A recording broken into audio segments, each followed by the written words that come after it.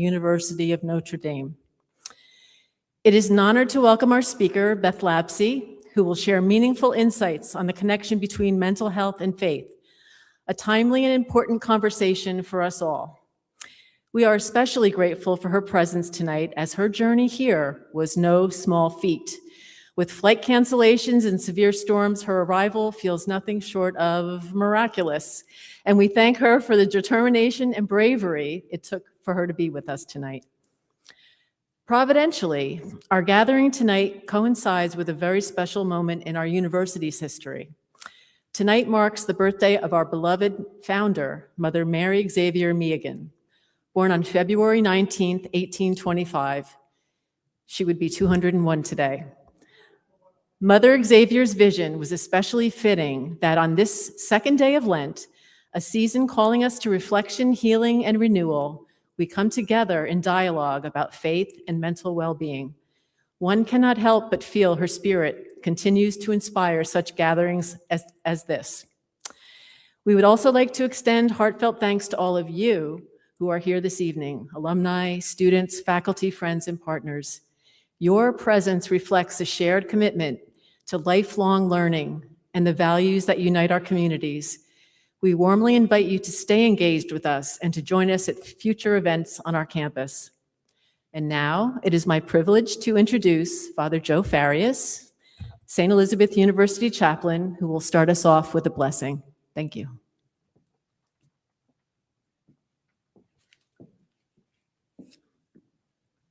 Don't you think that Andrea should have sang happy birthday? I tried to figure out what prayer Father Hesburgh would have written. I couldn't ask him, he's gone. But I couldn't ask him because I remember it was either the 11th or the 12th floor of the library, for those who know South Bend. And his office was on the 13th floor. And so I got in to go down, the doors opened and he was there, and I was absolutely mute. I didn't have one word to say. It was the longest 11 floors I could ever imagine, so I couldn't ask him. I do know that his favorite prayer was "Come, Holy Spirit." But rather than that prayer, I thought maybe we should have a prayer from St. John Newman. Last month, he was declared doctor meaning doctor of theology of the church, and the patron of Catholic education, scholars, and students. He wrote "Lead Kindly Light" in 1833. He was traveling at 32 years old in Sicily and fell seriously ill. He wrote this poem. He was weak and he was spiritually uncertain. He's not sure how depressed he really was, he said. It's about being lost physically and spiritually, questioning his faith and his future. A time of vulnerability, a prayer that talked about surrender and trust. In the midst of common human experience of darkness, the poem ends with the promise of hope, beyond suffering hope, appropriate for tonight's topic. The poem is sung by Notre Dame's folk choir. Picture, for those who are from Notre Dame, picture standing before the altar, before Bernini altar, them singing.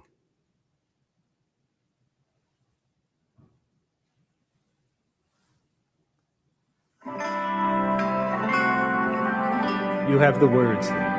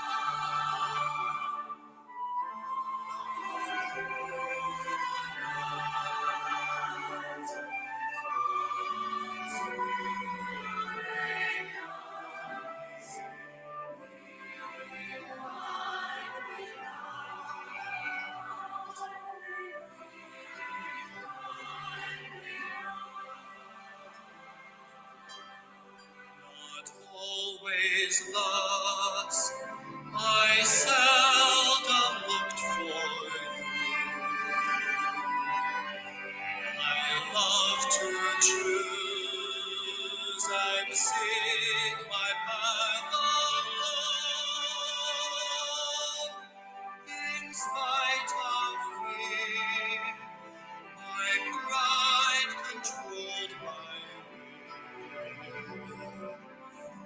Remember not my past, but lead me still.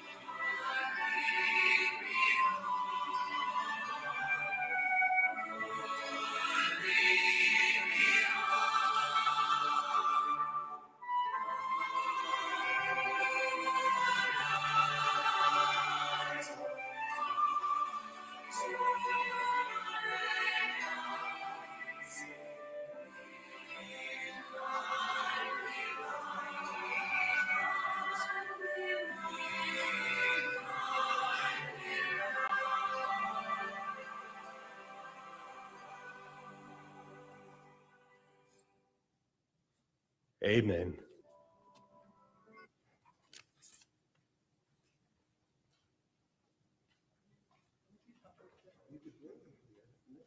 That sounds good to me.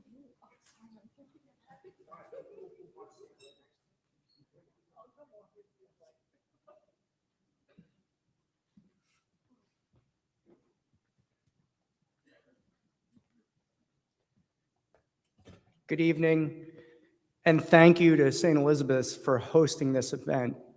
We're very proud on behalf of Central New Jersey Club of Notre Dame. We're very proud to be here this evening, and we're also proud of the Sisters of Charity. Myself, I have a vested interest. Sister Eleanor, 97 years young, and here this evening, and a Sister of Charity. Today, we're here to celebrate the Hesburgh Lecture series. As you've already had some insight into Father Hesburgh, he had the unique ability of always making topics relevant. And I think he ascended the presidency in 1952 and continued on to 2011. But throughout his term, always having the ability to keep it relevant. So today, we're proud as a Hesburgh Lecture series to address mental health. Sometimes not always spoken about, certainly not something that we post about in our Facebook Lives where virtually everything is perfect.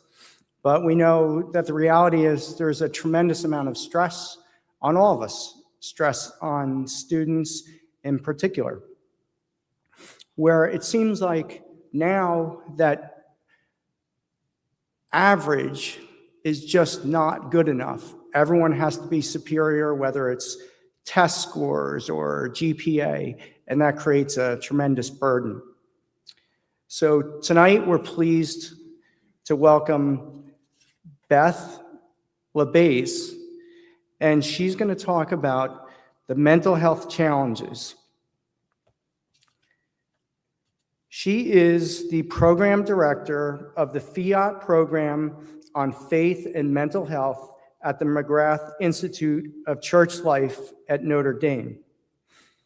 Her work brings together Catholic faith, neuroscience, psychology, all to develop a better understanding of mental health. So without further ado, welcome Beth Hlabse.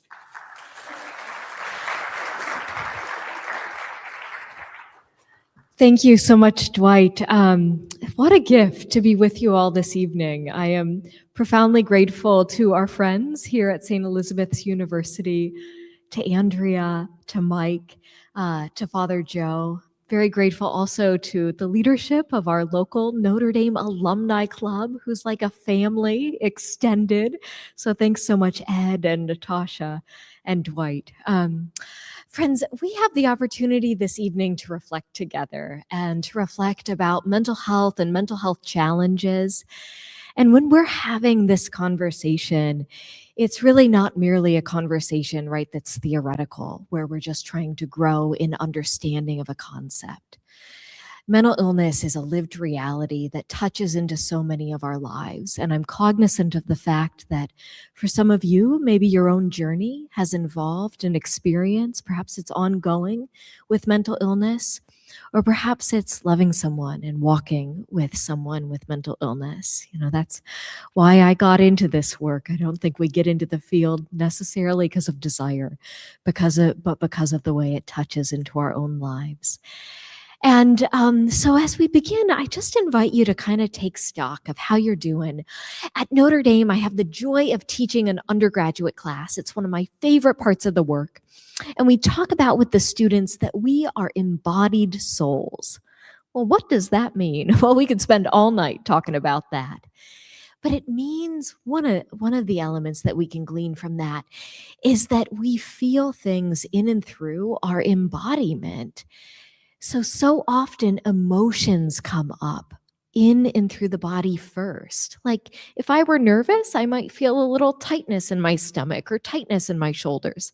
I don't really feel that tonight because it's been such a welcoming community. But I invite you just to notice as you're kind of thinking about what is mental health, what comes up for you? You know, maybe sometimes we get a little tightness in the chest or a sense of heaviness. Maybe we're thinking about past experiences that we've had in our own journey with mental illness or in the journeys of those we love.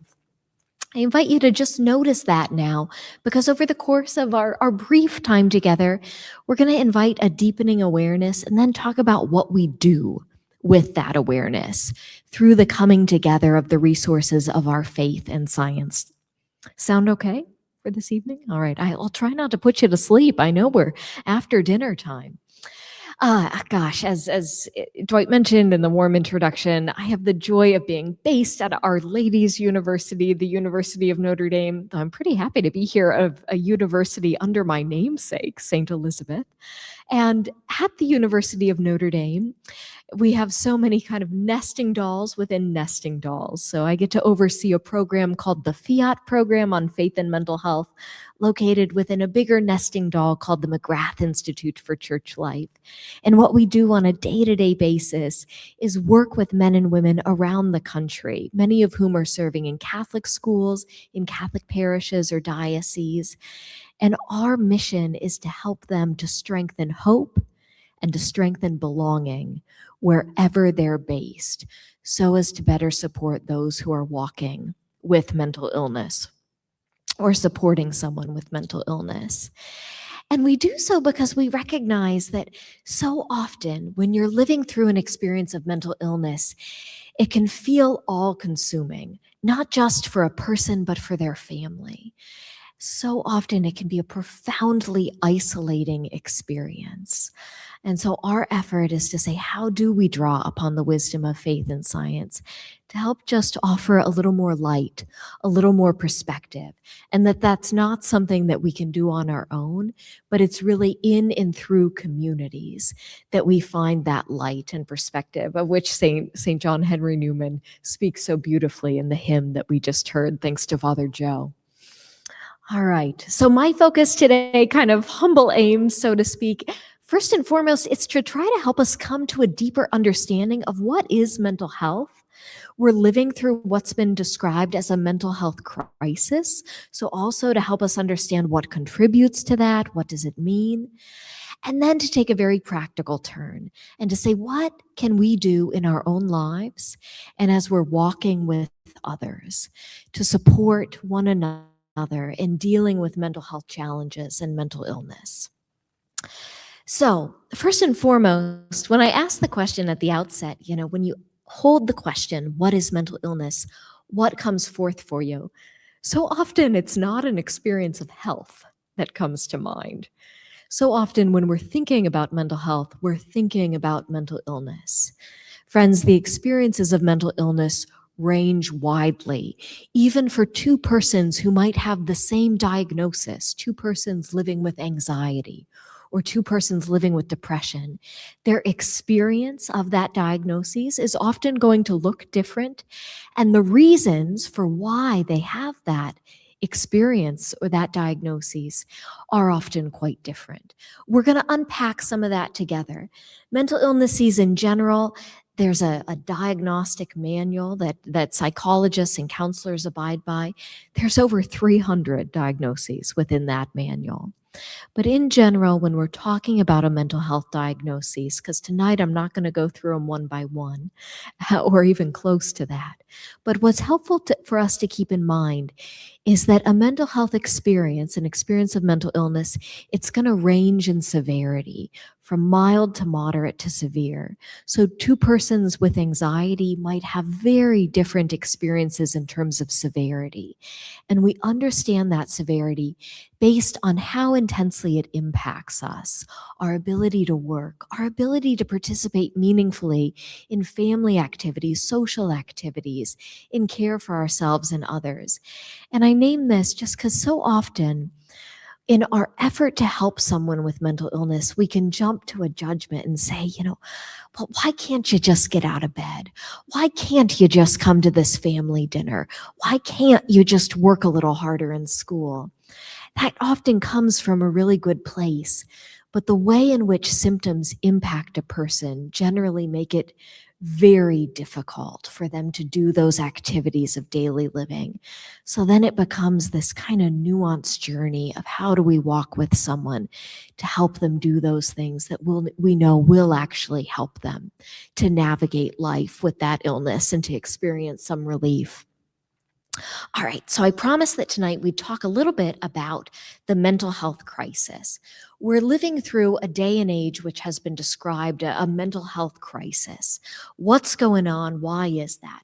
Well, so when we look at it by the numbers, we see that about 20% of American adults have a diagnosed mental illness, and about 1 in 5 have a serious mental illness. Again, any experience of mental illness, anxiety, depression onwards, could fall into that serious category. But in general, when we're talking about serious mental illness, we see expressions of psychosis like schizophrenia. We might see certain experiences with bipolar depression onward.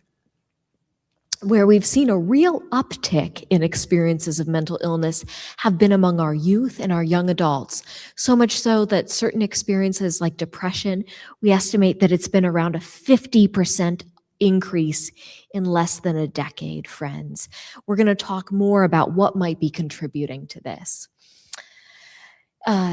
This has caught national attention, so much so that in 2021, the U.S. Surgeon General called attention to the crisis of mental health among our youth, pointing out in particular a few factors that contribute to that, among them the impact of technology, social media, and he also noted the prevalency of loneliness among our young people, which it's not only impacting our young people, but really all age demographics. So when we're talking about what contributes to the current crisis, something that's important for us to understand is that we're really impacted by our environments, by our contexts, by our relationships. I use the term with my students that we're ecological creatures. That just means we're impacted by our environments, whether we like it or not, no matter how much we try to deny it. Okay, I'm going to draw a little bit from science here, but let me just kind of be not afraid. I, as a student at Notre Dame, really struggled in science classes, so much so that I was in an introductory physics class freshman year, and a few days in, my eyes crossed just out of sheer confusion. I went back to my advisor and I said, "You got to get me out of here. It's not for want of trying. I'm just not going to survive this class." Thankfully, my advisor switched me into a science class for arts and letters students, and I fared okay. That said, science has never been my strong suit. Anybody out there agree with me? I see a few nodding heads. Okay, I am not alone. But yet, I think our Lord has a sense of humor, because I ended up kind of going back into the field of psychology, and now I team teach with a neuroscientist, a class for undergraduates at Notre Dame that's cross-listed in neuroscience and theology. This is all to say, I'm going to draw a little bit from neuroscience, but if I can understand it, I promise you can too. And if not, talk to me after the talk tonight.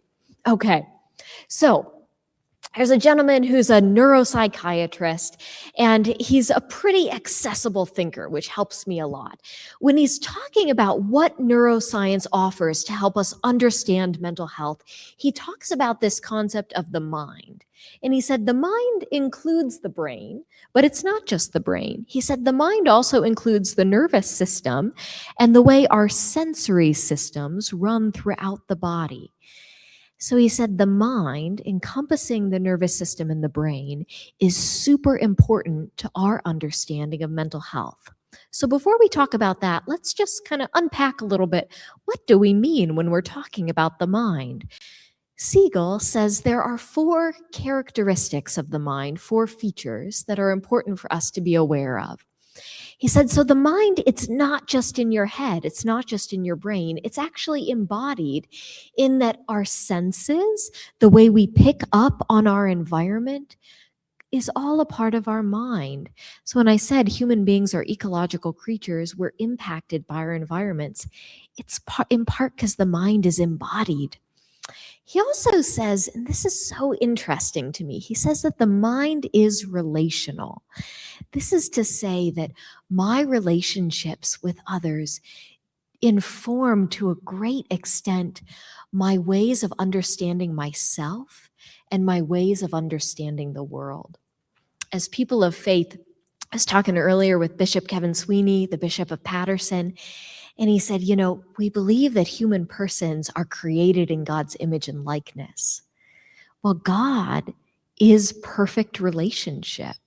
Father, Son, and Holy Spirit, this dynamic of love existing in perfect relationship. So if people are made in that image and likeness, it means that to be relational is core to who we are. This is something I spend a lot of time talking about with my undergraduate students, because we live in a very individualistic society. I think Pope Francis called us, he said we walk around like we're atomized individuals, like we can just do it on our own. If I've got a mental health challenge, I've got to figure it out on my own or power through. But in reality, that's not the case. The mind is relational, right? We're so impacted. Our mental health is so impacted by experiences of isolation, by harms that come about in relationship, or by positive relationships. The mind, as we kind of just an extension of the fact that the mind is embodied, it's embedded. So because our mind is embodied and we're such sensory beings, we're really impacted by our environments. So embedded is another way of saying that. And then the final quality of the mind is something my husband likes to reflect on because he finds it very hopeful. He also wasn't very good at science. But the mind is emergent. So this means that our minds change over time. We're going to talk about this a little bit more. There's a concept called neuroplasticity. Anybody here heard of neuroplasticity before? All right, yeah, a good number of folks. For those who haven't heard of it, neuroplasticity just means that the basic architecture of our mind, which we can kind of imagine as like highways running through that hold memory, we call those neural networks, they change over time. So the way we experiencing something today is going to be informed by what we experienced in the past, but we're not determined by that. We have a possibility to experience things differently going forward. So for somebody who struggles with anxiety, this means that their anxiety might be a lifelong diagnosis. It might be a chronic diagnosis, but the way they experience those symptoms can change over time. They can grow in a sense of freedom over how they manage that anxiety. And this is proven through neuroplasticity. We'll get more into practicals about then what that means for our lives and how we could kind of work with ourselves and one another to support that. Somebody asked me earlier today, why does mental illness exist? What causes it? Well, it's pretty darn complex. And we don't like that as people. We like simple, straightforward answers, especially when we're suffering. We want a way through. But mental illness exists because of a coming together of different factors. Factors that are genetic, so I inherit it through my genes. Factors that are biological, just part of my unique biochemistry as me, Beth, versus you, Andrea. Factors that are environmental. So environmental stress puts a lot of stress on our nervous system over time. Remember, nervous system's part of the mind. And that stress has a compounding impact, which makes us vulnerable to mental illness. And finally, factors that are developmental. So again, like if we experience stress in our family home growing up, if we experience stress from bullying growing up, that stress is going to have a cumulative effect on the nervous system, which makes us vulnerable to mental illness. The hard thing, though, is that as people, we like straightforward and simple answers. I worked as a counselor, as a mental health counselor for a number of years. And sometimes, you walk with someone and they say, I'm really having a hard time not just blaming this on my mom. Hard thing to hear as a parent, right? They say, right, nobody's perfect. Our parents are going to wound us and we're going to wound our children. This is part of life. But it's not just your parents' fault. Mental illness comes about from a coming together of genetic vulnerabilities, developmental, environmental. And we can't just blame it on any one factor, nor can we actually isolate out any one factor. The neuroscientist who I teach with often uses the analogy of a baked cake, a beautiful baked cake. She says, trying to take a human person with anxiety, schizophrenia, bipolar depression, and to say what particular factors contributed to this experience of mental illness in them is like taking a baked cake and trying to pick out the eggs, the sugar, the flour. You just can't do it once the cake is baked. So then the question is, what do we do? What's our path forward if I can't just isolate out the causes and contributors to this? Well, as I named before, I think that understanding stress and the impact it has on our vulnerability to mental illness also then helps chart a trajectory forward for how we care for ourselves and one another in the midst of mental illness, but also how we work to mitigate, to prevent against a vulnerability. We're not going to be able to prevent it entirely. All right. So give you just a little bit more of a walkthrough on the nervous system, and then we'll jump ahead. The nervous system, oftentimes we hear about it spoken of more and more today, but what really is it, right? So the nervous system is amazing because it's the way we experience our environment in and through the nervous system. We first pick up on stress, and then we begin to respond to stress in and through the way our nervous system registers that in the environment. And we do so through a faculty of our person called neuroception.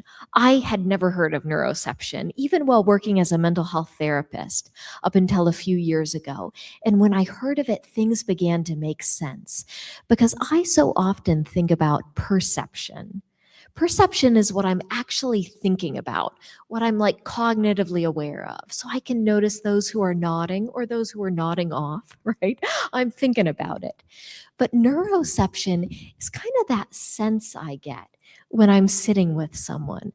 I have a sense of how calm they are or if they feel a little stressed.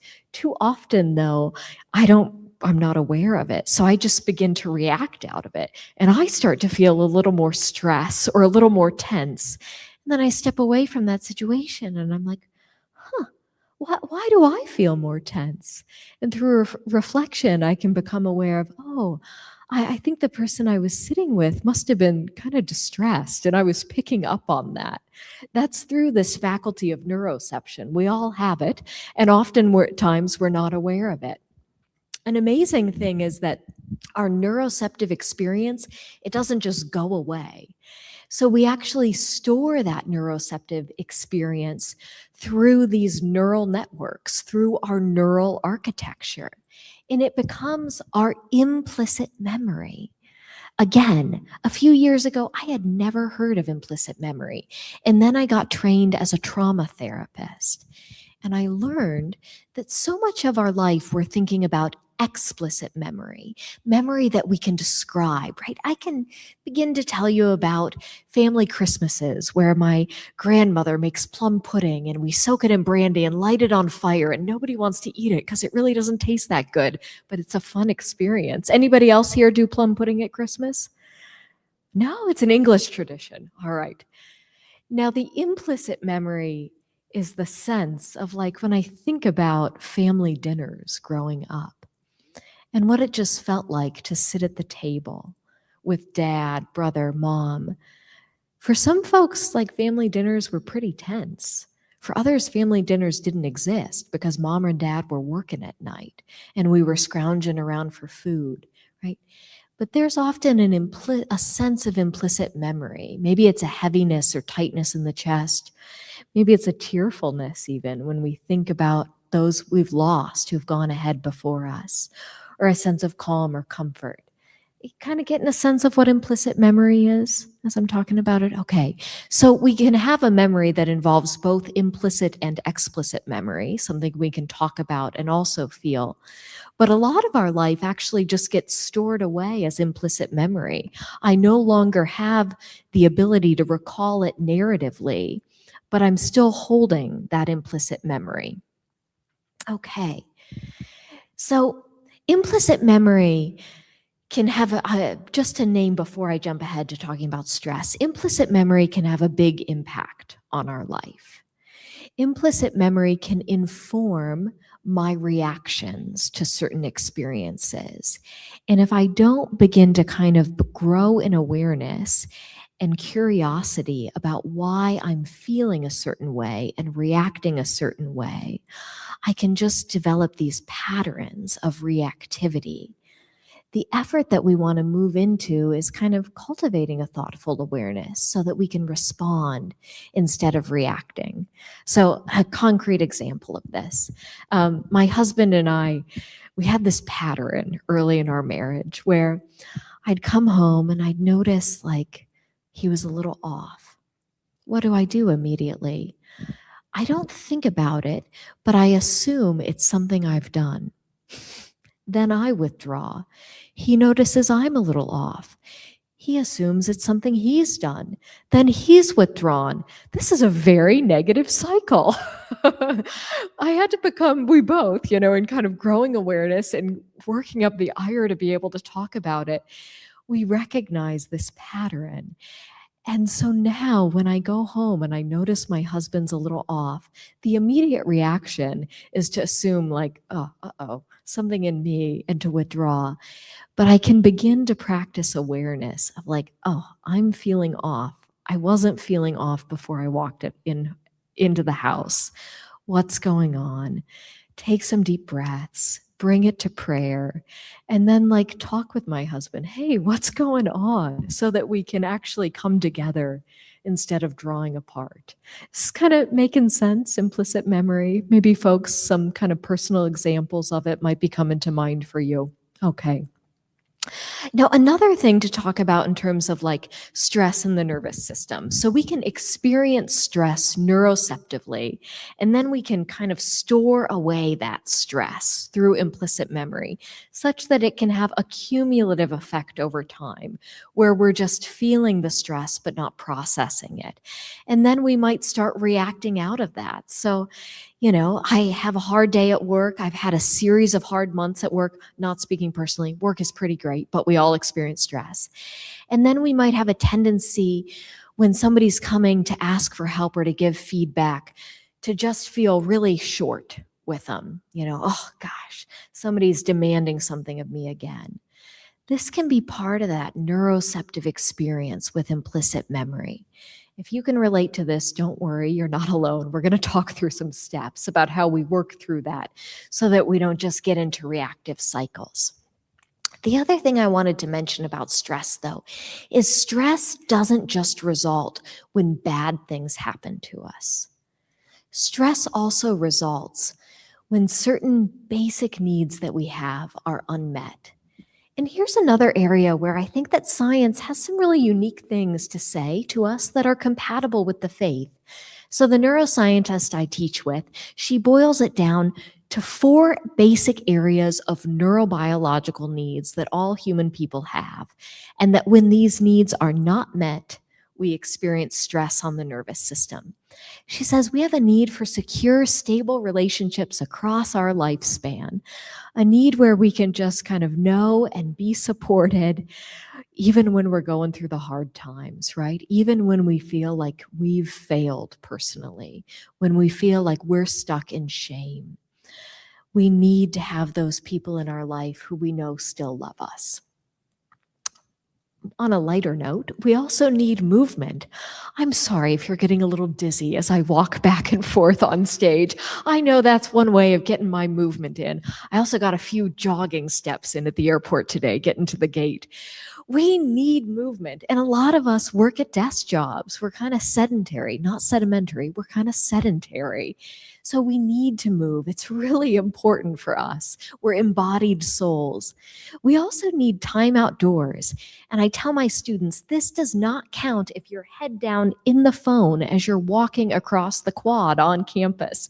You got to unplug, take the earbuds out of your ears, put the phone away, and look at the sky, right? One of my friends of mine, he's a theology professor, and he assigns students at the beginning of the semester to choose a tree and to visit that tree every day, so as to cultivate in them some wonder at creation. We need to re-engage with the beauty of God's creation, even in the midst of permacloud, which in South Bend can durate quite a long time. I don't know how it is here in New Jersey. And the 4th neurobiological need that my neuroscientist co-teacher points out is we need silence. And we can add to this prayer and communion with God, because for people of faith, silence isn't just a vacuum. It's not just an absence. In the silence, God is there, even when we don't feel his presence, even when it feels like he's absent. There's been a number of studies done lately that demonstrate the correlation between prayer and person's well-being even amidst mental illness, so their ability to navigate hardship. We know that prayer isn't just reduced to a utility. It's not just good because it serves mental health, but prayer and silence really do support our well-being, even in the midst of hardship and challenge. Naming all those things, I just invite you to take stock in your own lives. To what extent are these needs met? How much silence do you get? How much movement, time outdoors? Who are those stable relationships? And when we talk about stress, we are profoundly vulnerable. We are susceptible to environmental stressors. And that susceptibility, that vulnerability increases when those basic needs are not met. I also want to note that we're living through what has been described not only as a crisis of mental health, but a crisis of loneliness. And these two things are deeply intertwined. So, the crisis of loneliness, unfortunately, is not aided by our increased digital connectivity, because we have a great extent of digital connection, but so often this is not manifesting in deeper connection, oriented toward communion, toward sharing. You know these numbers better than I do, because these numbers represent the people in your lives. We can have kiddos in our lives, adolescents in our lives, who are just stuck to that phone and all it represents to them. From a neurobiological standpoint, however, relationships that are mediated by digital media do not suffice to meet our basic neurobiological needs. Those can only be met through three-dimensional interpersonal relationships. And there's fascinating data around kind of the release of oxytocin, a neurotransmitter and hormone associated with like greater well-being, the way in which that's present in interpersonal relationships, but yet is lacking in digital relationships. So coming together, a number of these factors increase our susceptibility and vulnerability to mental illness. Well, an additional thing to note, though, this is taking a bit more of a practical turn. If you're thinking, yeah, the young people in my life are really addicted to their phones, and I too might be struggling, I do find that the work of Jonathan Haidt, who wrote the book Anxious Generation, which came out last year, to be a good resource, and he's developed a number of additional website resources tailored toward parents, educators, and others around how do we foster healthy spaces of disconnection. One of my Lenten practices is just keeping the phone in another room from 9 p.m. at night up until 7 a.m. the next morning. That way it's just away from me, away from the bedroom, and I can engage with my spouse with a book, something else. So taking a turn, just to touch on, we've been talking a lot about the science. You've bared with me as we're drawing from this neuroscience. But how do we put this into dialogue with our faith? Because we're aiming for a full person perspective. Like, I am not a diagnosis. And this is important to name, right? Because so many young people today can feel profoundly determined, can feel like they are their diagnosis of anxiety or depression or something else. So in what ways might we draw upon faith, putting that in dialogue so as to have a fuller understanding of who we are and how mental health fits into this? I often think first about the integration of faith and science in light of the big questions. Like, at the end of the day, why do I suffer with an experience of anxiety? Why does my child struggle with an experience like attention deficit disorder? Science does a great job of addressing questions of how a trajectory of disease develops, how mental illness can come about. But at the end of the day, why? Why does suffering exist at all? Science struggles and can come up against its limits. And for ages, human beings have been asking these questions in and through communities of faith. So let's consider these questions together. You know, the question of why do I suffer? How does a faith tradition, first we'll consider the Catholic faith tradition, respond to this question of why do I suffer? Well, first and foremost, I loved this statement. It was actually already back in 2018. How can that be so many years ago now? That the U.S. Conference of Catholic Bishops issued a statement regarding how do we accompany those who are experiencing mental illness. And they said, we've got to overcome an us versus them mentality of just thinking about someone else as the one who suffers and that I need to reach out to them in need. He said, we need to recognize that as human people, we are all vulnerable. And really, any one of us could experience an expression of mental illness in our lives. It's not because someone's not praying enough. It's not because they're not holy enough. It's not because they're weaker. No. Mental illness comes about from a coming together of a number of factors that are outside of our control. The faith tradition, when it talks about why does suffering exist, it says, well, first and foremost, like human beings are created good, created in the image and likeness of God, who is love. As I named before, God isn't just a white bearded figure in the sky. God is love, perfect relationship, inviting us into this relationship of communion. As human beings, being created good means that we were created for relationship with God, with one another. And we were created as an integrity of intellect, of will, of embodiment, of soul, called to relationship with one another. But we also know that's not the end of the story, that with the fall, with original sin, also comes this original wounding, whereby then we experience a fracturing, a fraying, a fragmentation of our relationship with God and one another and within ourselves. And we continue to experience the effects of this.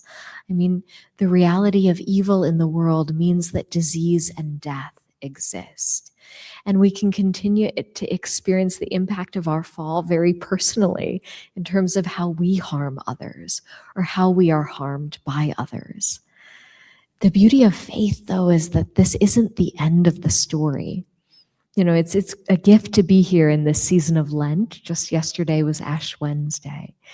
And in Lent, as we kind of will follow the way of the cross, we'll come to meditate on the fact that God so loved the world that out of that expression of love, he became an infant child, right?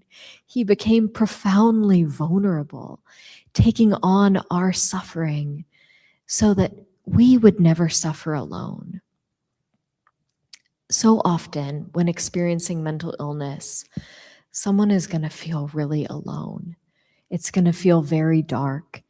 They might question the existence of God, the presence of God. The essence of our faith is that God became man such that we do not suffer alone.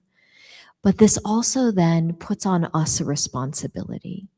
It puts on us the responsibility to be that presence, to draw near to those who suffer, to those who feel alone, when they're asking, where is God in this? When they say, I don't feel his presence. And it also invites us to receive others when we ourselves are struggling, to continue to have that courage to reach out when it feels like the isolation and darkness is overwhelming. So as we hold this kind of, if mental illness comes about because of the reality of disease in the world and that we can explain the how of it because of this coming together of factors that are genetic, biological, environmental, developmental, the takeaway, friends, is that mental illness, it's not your fault. It's not the result. It's not the fault of your family, right? And I can't say this enough because our tendency when we experience mental illness personally is to blame ourselves. Or when our child or our loved one experiences mental illness, it can be still to try to find fault within ourselves. So I won't ask you to respond to these questions, but like, you've been very patient listeners. I'm going to keep talking a little while longer, and then we're going to open up to discussion because I'm interested in your questions and what's coming up for you. But just take a moment to take stock. All right, thus far, given what we've talked about, how, if at all, has your understanding of mental illness changed? And, you know, they say that like the best way to learn something is to teach it. Yes, I'm still learning a lot.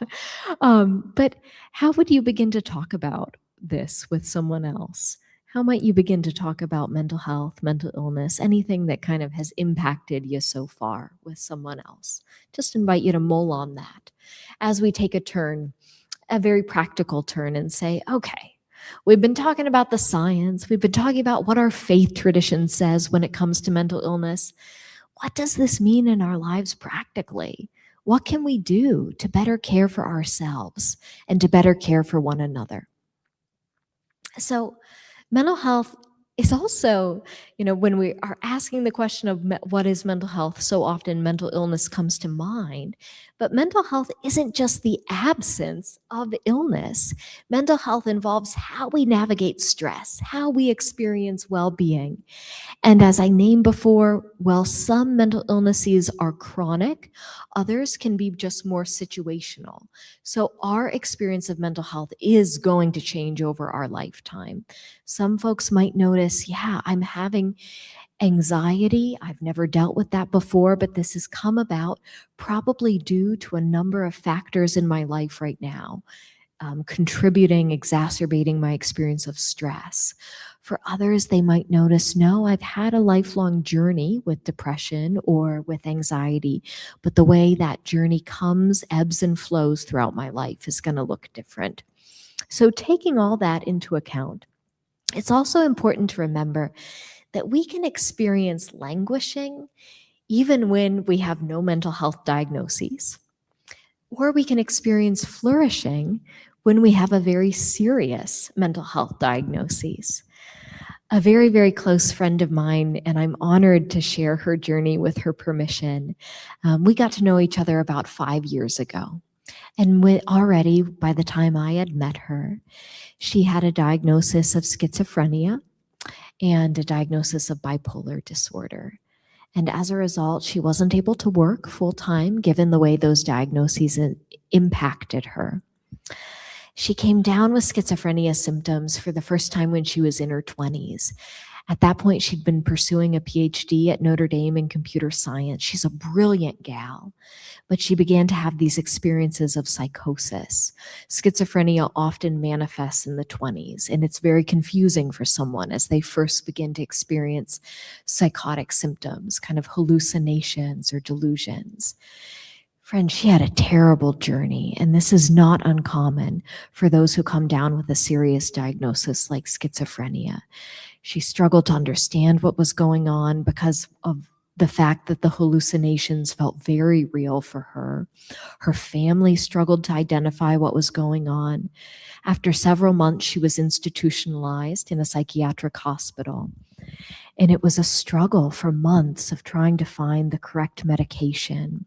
And then for years thereafter of continuing with that medication regimen, she would go off for a time and have to resume to hospitalization. I'm happy to share, though, friends, that it's been 5+ years. I think it's been 7 years since she's been out of the hospital, and she truly is thriving. And when I ask her, what contributes to this experience of thriving, she said, well, a number of things. She said, one, it's friendship. And I've learned how to be a friend in and through her friendship. I was never a very consistent friend, but boy, consistency is important. We get together every week for coffee. And so often she's the one building me up. I'm the one who comes out far more enriched through our friendship than she does. So friendship is important. Takeaway for us is how are we reaching out to be that friend, but also how are we inviting friendship in our life? She said another key ingredient to flourishing in her life is the ability to meaningfully give back to the community. She can't work. She won't be able to work full time given the impact of the symptoms. But thank goodness people recognize her gifts. And we've got an extraordinary organization in South Bend called the Forever Learning Institute. They offer a full suite of classes for seniors so that you can take a class on German, French history. What other classes does she teach? Well, my dear friend, she teaches a class on computers. And she's just done a great job with this class, so much so that the Forever Learning Institute said, we want to bring you on in a part-time position to offer computer help desk and computer classes for our seniors. So she's really thriving through that. She feels the ability to contribute meaningfully, to give back according to her gifts. Again, how do we overcome that us versus mentality and not just see someone else's need? How do we not just see them as their diagnosis, but also see the ways they can give back? See the ways maybe that they need to be invited to see themselves more fully. So languishing can happen without illness, but flourishing can happen with illness. And I think it's important for us just to think about a whole life perspective. So kind of scientific terminology here. Dan Siegel, the gentleman I noted before who talks about the mind, he said, we need to reclaim an understanding of health as integration, thinking about the integration of the body and mind and body.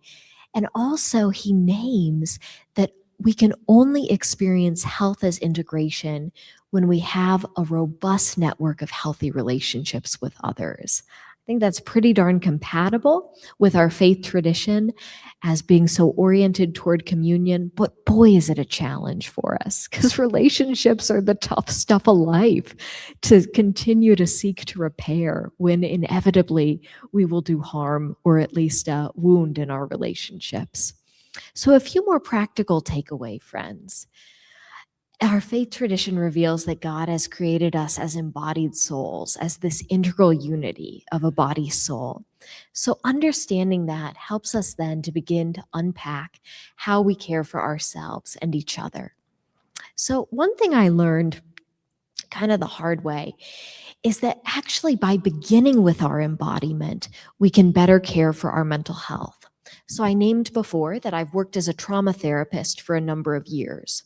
One thing that you learn about trauma is that it can impact the body in profound ways, such that you can even feel kind of out of your body.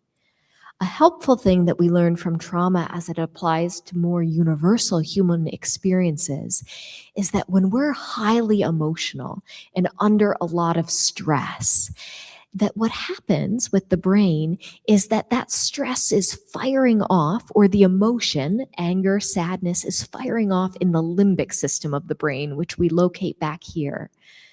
And as a result, the prefrontal cortex, which we associate with a lot of our thinking, executive functioning, problem solving, reasoning, it gets hijacked by the limbic system. What does this mean? It means that we either have racing thoughts where we think we're thinking through the stress, but actually we tend to just go in ruminating thinking, or we feel foggy, cloudy-headed, like, gosh, I just can't think through this. Nonetheless, we want to just power through and think through it. So often when we're feeling emotional, we just want to think through it or talk through it. What we've learned, though, is by beginning with our embodiment, we can help get that prefrontal cortex back online so that we can move through the experience. It's simple but not easy. Beginning with the embodiment means breathing deeply. I think this is beautiful because the Holy Spirit is the breath of life. When we take deep, intentional breaths, it helps to calm the nervous system down. It helps to calm the limbic system down. Bilateral movement, right to left movement, as in walking or tapping. If you just tap slowly, not quickly, right to left with your toes or on your elbows or with your hands, that bilateral movement helps regulate the nervous system. So if I'm in a stressful work meeting, I'll just kind of tap my toes back and forth and breathe, and it helps me calm down a bit. We also learn that humming or singing, the use of the vocal cords, I won't model that right now for your benefit, but that helps us to calm down. So too, like taking a deep breath of a full glass of water, a full drink, or even sighing. One of my favorite priests at Notre Dame, who's been my spiritual director, he'll often go, ah. He's doing some nervous system regulation there. You're welcome to try it right now. Yeah, these things help calm us down. So we could go on. Oh, I forgot to mention though, my husband is Ukrainian Catholic, and their liturgy, most of the Mass for them, what we call the liturgy, is still sung. So much of our liturgy used to be sung. And I think that's just a beautiful way of like, before we even knew about nervous system regulation, God was just helping us to calm down in and through, singing at the liturgy, or the way monks would chant, or some religious communities will still sing Liturgy of the Hours. All right, So let's boil it down. What's one thing we're going to remember? Our role is not to diagnose someone. My role is not to say, yes, you have anxiety. Yes, you have depression. Our role is to recognize when someone is in need, to slow down, to receive them, to listen to them, not to immediately jump to fixing or problem solving, which we often do because of our own reaction. I want to just help myself calm down, and so I'm going to problem solve or try to fix this. We need to attune to how we're doing, take some deep breaths, slow down so that we can receive, we can step back, say, tell me more about what's going on. Oh, you're struggling. It sounds like you've been struggling with this through a long time. I bet you've been thinking about solutions or ways to get through it far longer than I have. What have you thought about? Oh, yeah, it sounds like that was hard. Why didn't that work? What are you thinking about now as possible resources? Oh, but you maybe have some barriers that you've identified, reasons why that wouldn't work. So often when we slow down and ask open-ended questions and explore someone's experience with them, they come to insight. In so doing, we can help them grow in hope that they still have a vestige of freedom left, that experience of suffering or diagnosis hasn't eliminated their freedom. But we've got to slow down and overcome some of our own initial tendencies to just jump to fixing or to problem solving. Now, caveat, like if somebody's in immediate crisis, get help, right? If we think somebody's going to harm themselves, then we do need to call that 988. If anybody knows the 988 national crisis number for mental health emergencies, or if somebody's violent to themselves or others, we call 911 and let them know it's a mental health emergency. But our role is really to help others, to have the courage to continue to hope. Our role is to offer belonging, connection, and communion.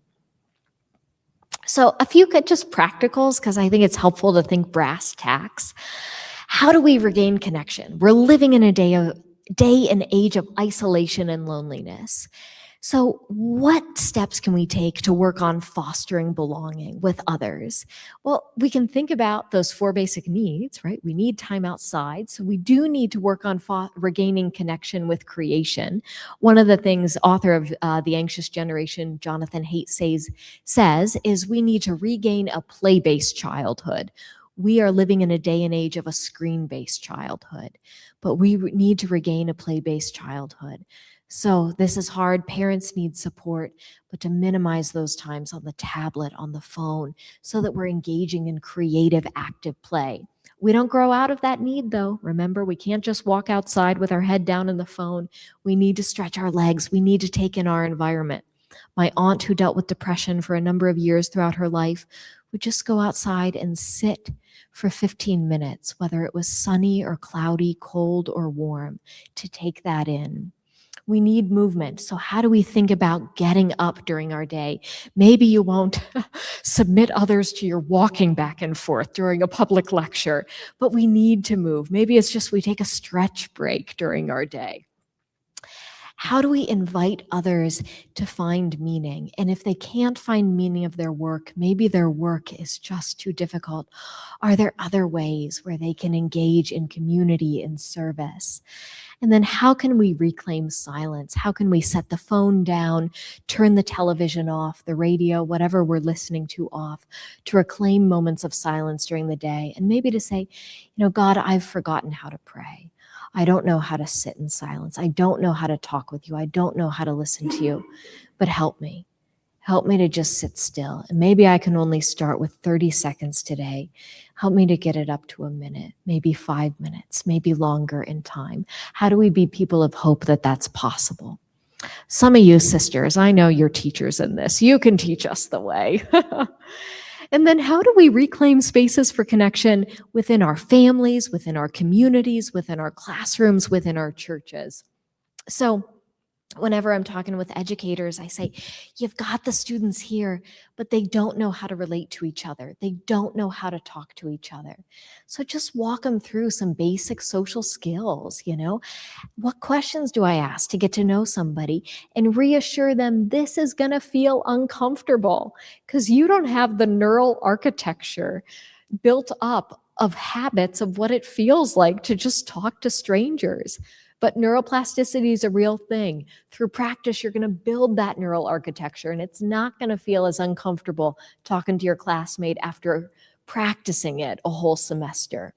Similarly, then, like within our families, how do we just not talk about the good things? What's next on the agenda? Oh, we're stressed, we're busy. How do we actually get to the deeper places of like suffering is real? And this is how I've continued to walk that journey of suffering in my life. How do we ask questions of what sustains you? What gives you hope amidst hardship, so that we can reclaim true connection oriented toward communion around our dinner tables, if that's even a possible thing. Maybe we live alone, and so can we go to spaces, can we try out courageously a faith-sharing group or enter another communal setting and go into those spaces of conversation beyond the talk about the weather?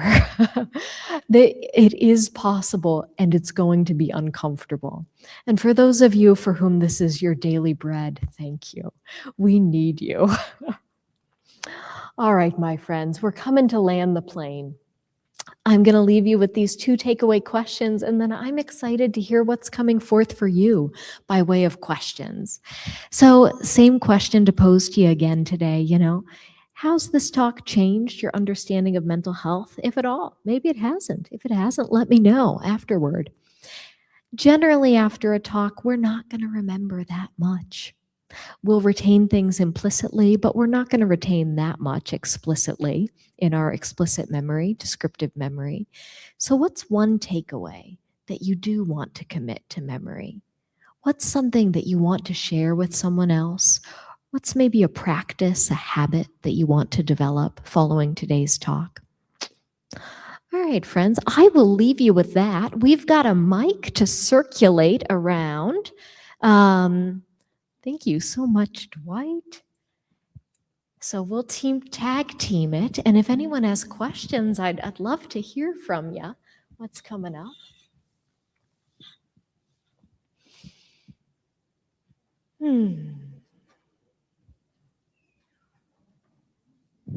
Ed, thank you. I'm intrigued by something that I read recently. Thanks.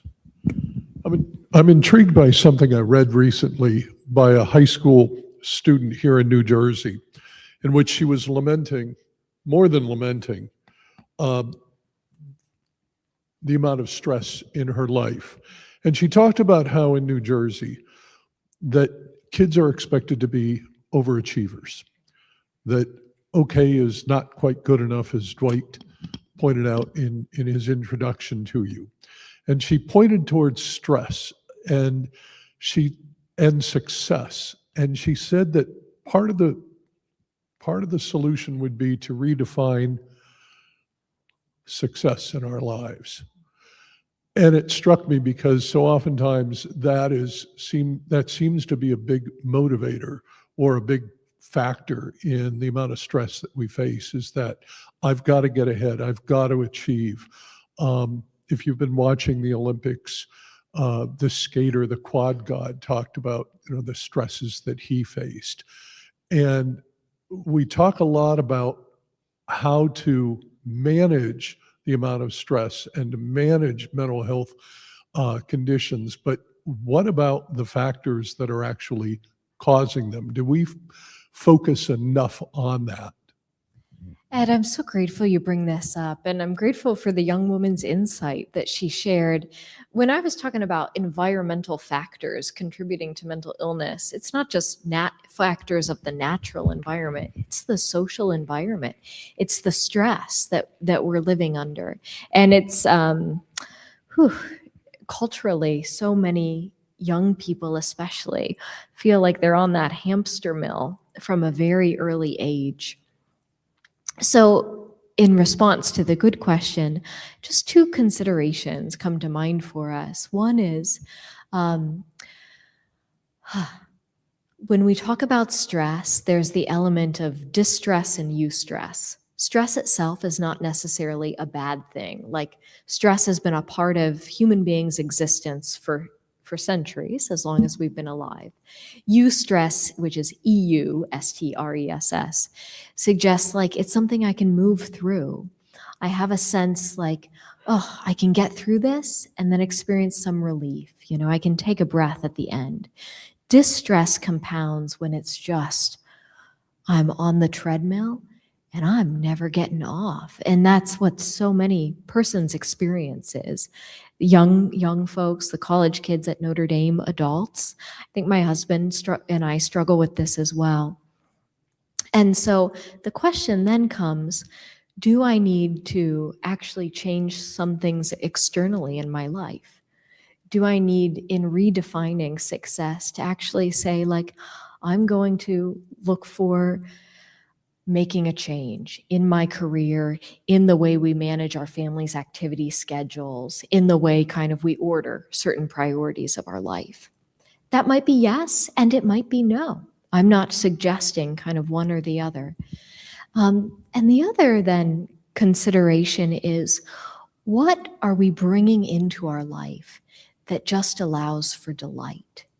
So I was back home in my husband's hometown of Cleveland this past weekend, and his grandmother, Baba, we call her, was a refugee from Ukraine, came over right after World War II.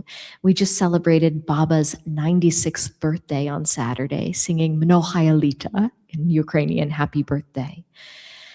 When they lived in the Russian work camps in World War II, they would gather around the little pup fires over which they would cook their meals, and they would sing, and they would tell stories, and they would find things to delight in. And I have to think that that helped them to manage a lot of the stress of the time. So it's led me to reflect on, in what ways in our life are we actually engaging in like healthy leisure that allows us to experience beauty, to experience delight, and like true community. Because I can approach leisure like as a utilitarian thing of like, I can still approach leisure in a productivity mindset way. Or so many today approach leisure as like zoning out on the phone or in front of Netflix.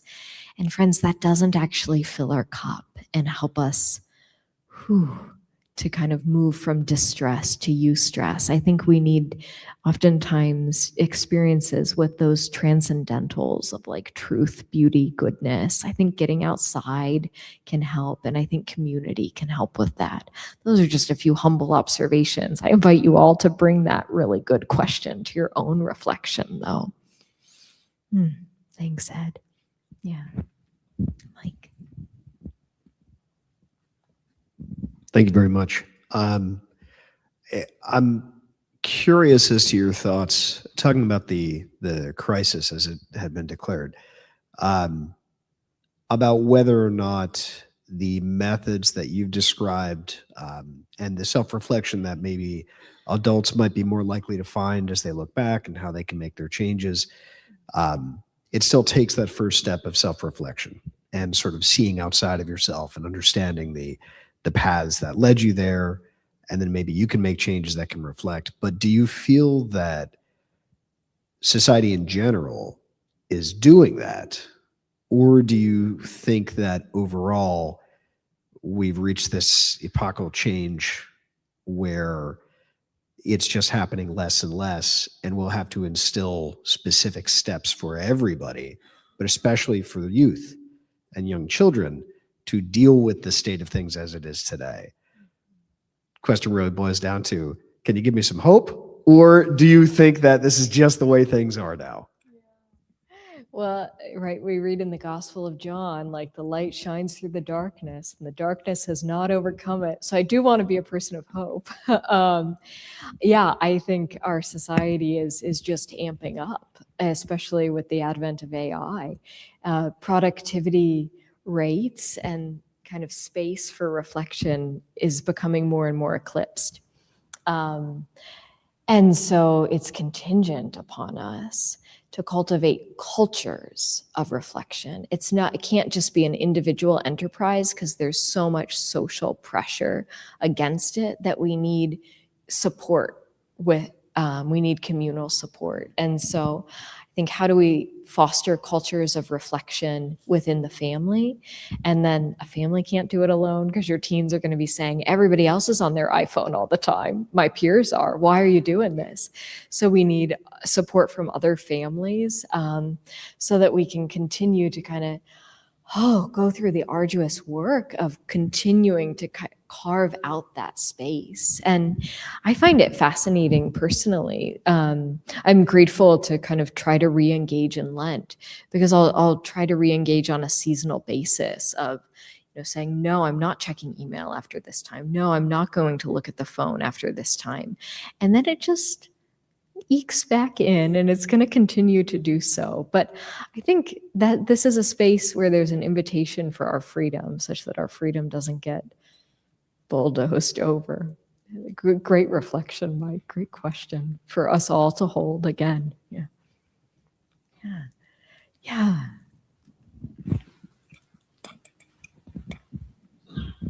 Not to keep the mic in this corner, but I think as a note of hope, one thing, and I work very closely with high school students, and one thing that I've seen that's very hopeful to me is in this, especially this past year, but the last couple of years, more and more school districts and more states that are implementing rules about phones in schools, and like having either district-wide, like you have to have your phone in a locker, or you have to have your phone away during the day, or backpack policies. And I think with the loneliness epidemic that you were talking about, and definitely with Anxious Generation, which I loved and I thought had a lot of really great takeaways, I think that loneliness epidemic, like by taking away the phones and making them see each other and not just stare at their phones all day, is something that I'm very hopeful of, and hopefully will continue to grow as that continues across national landscapes, but something that I think is a note of hope, and I'm seeing good things from that. Oh, thank you for sharing. Thanks for your work with high schoolers. That's such critical work. I'm all for the phones away during the day within the schools, and schools having lower tech usage. So great to name that. What others? Yeah, one back here.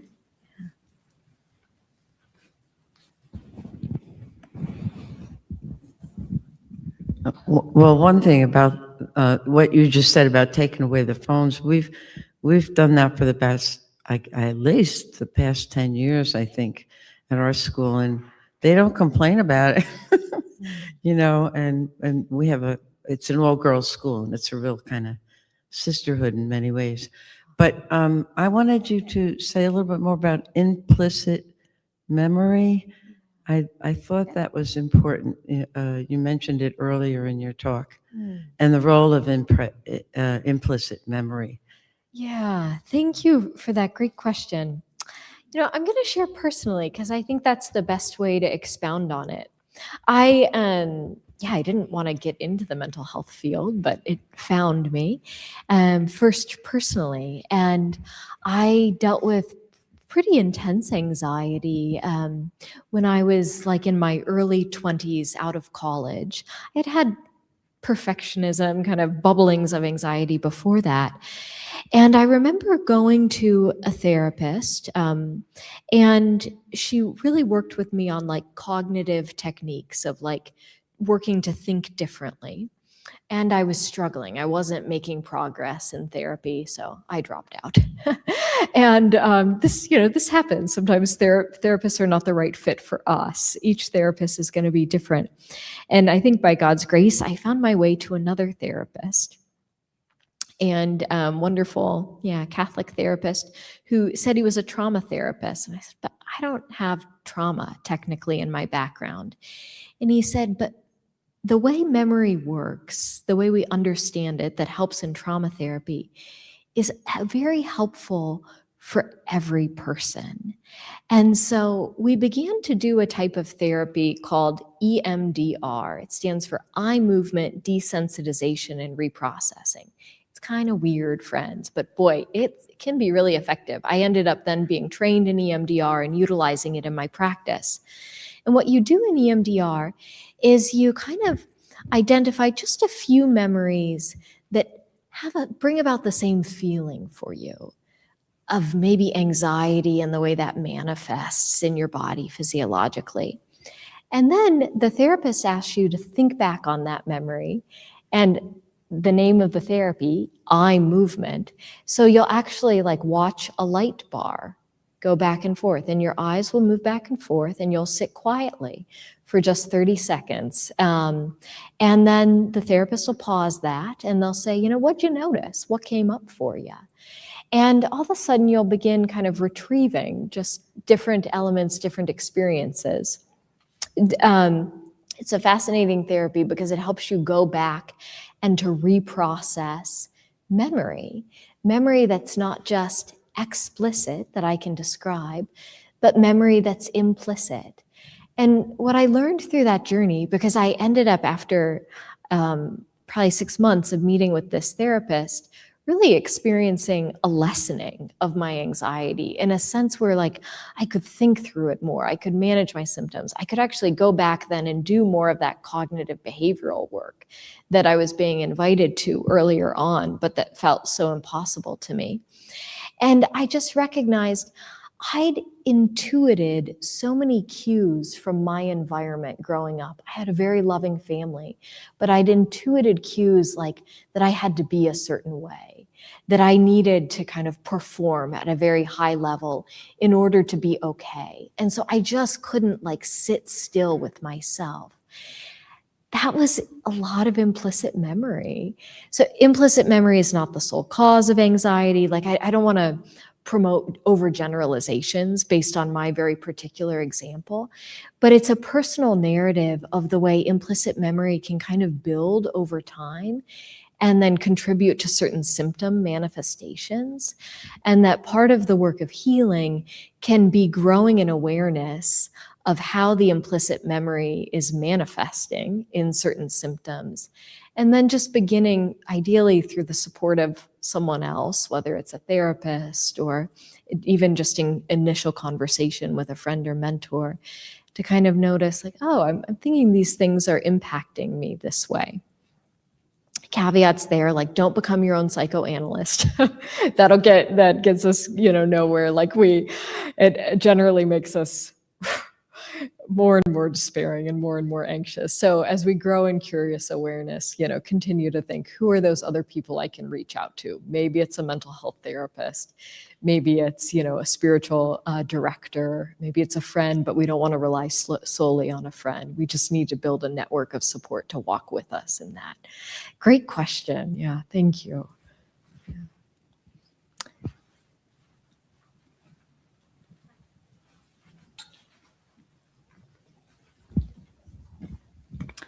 With like the growing use of AI in today's society, how can we anticipate, prepare, and sort of incorporate that in a practical way while maintaining mental health and relationships with others? What an important question, a question that I will not be able to do justice to with my answer, because I think we're going to be profoundly impacted by AI in ways that we can't imagine. So I'm just going to offer 2 humble reflections in gratitude for your question. The first is I think that AI will only speed up our tendencies to eliminate any space for quiet, for silence. I think it could pose risks to opportunities for interpersonal relationship that's incarnate, 3-dimensional. So the things I named, like the basic neurobiological needs, movement, time and creation, good relationships, and silence, those needs like persist with human beings. We haven't evolved as quickly as our technology. Like we haven't evolved out of those needs at the same speed of our technology. So we're gonna keep needing one another, creation, time and creation, silence. So I think continuing to just focus on carving out cultures where together we support one another in tending to those things is important. The other thing to keep in mind with AI is I just have great concerns when AI takes on human personalities, when it pretends to be a person. And so I've seen different mental health apps develop where it's like, hi, I'm so-and-so. You know, what's going on? How can I help you with your mental health needs? And we just need to be very cautious about these programs. They can be a gateway, kind of, they could help someone if they're in crisis to get immediate support. They might help someone to be able to seek additional resources. But I think there's risk when we personify technology such that a person begins to feel like they're in relationship with a person, but they're actually in relationship with a chat bot. I think there's risks there, like neurobiologically, it's not meeting our basic needs, but also from like a theological standpoint. And so I can't kind of go into that at greater length tonight. I would love to reflect on that in a longer way with others. And it's something for us each to continue to bring to prayer and daily reflection. There's Marshall McLuhan, I think was his name, and kind of writing in the earlier part of this century. And he just said, you know, we shape our tools and then our tools shape us. And I think we can see that with technologies, and we have to be very cautious. Yeah, great question. Yeah. Anybody else? Yeah, yes.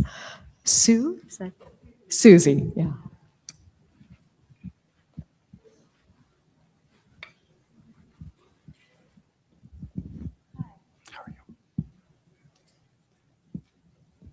I'm a mental health provider. I'm a graduate of St. E's, and I've been practicing for 30 years. I help people manage their mental illness.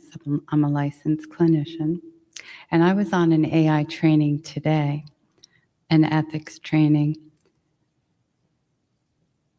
This is a problem now since people are turning to AI for therapy.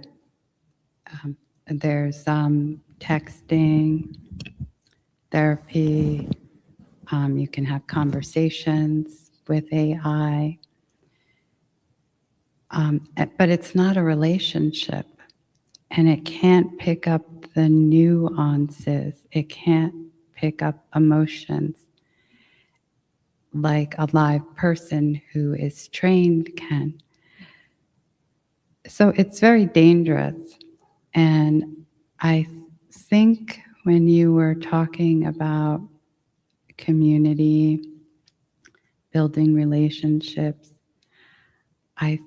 that's where we have to go. We have to work on that wherever, so if we're involved in the church, if we're involved in organizations, we have to keep being aware of how important it is to keep gathering and being in community and building these relationships, and also helping people to become more knowledgeable about how this is affecting all of us. Mm-hmm. And try to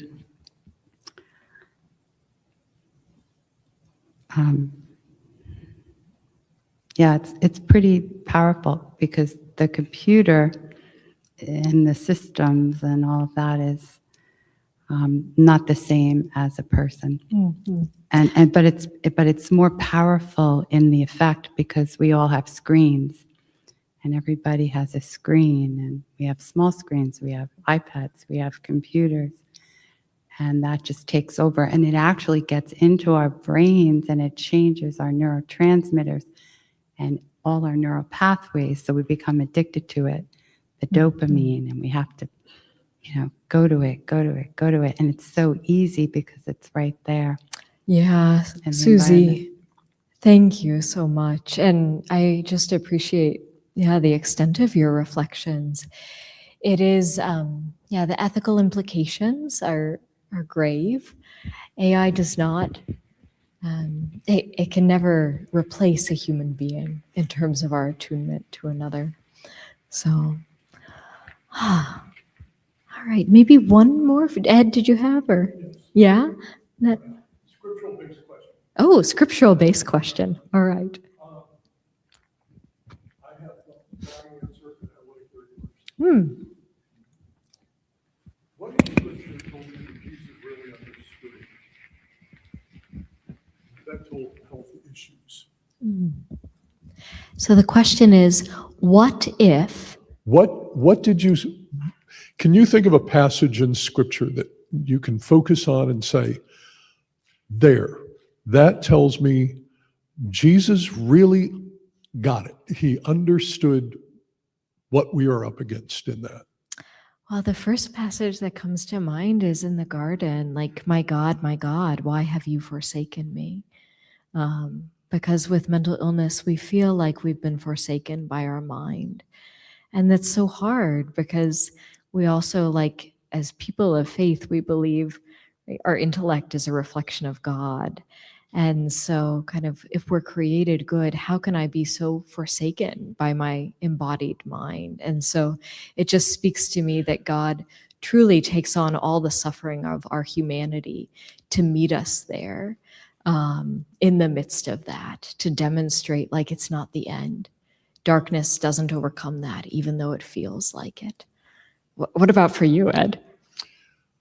In the Gospel of Mark, there is a passage where Jesus sandwiched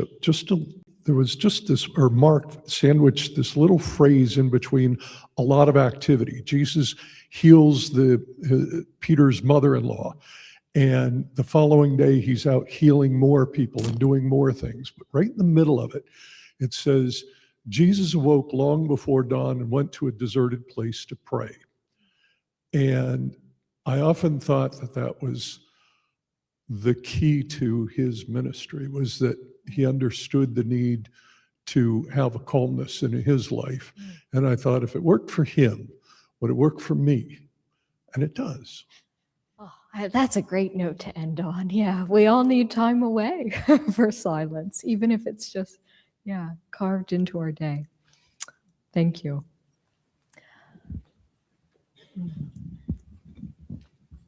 And thank you all. It was a joy to be with you tonight.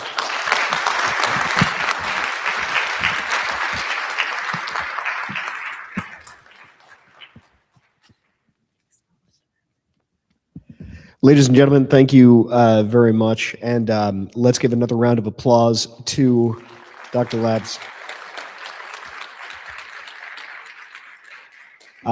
My name is Mike Smullen. I'm the Vice President of Advancement at St. Elizabeth.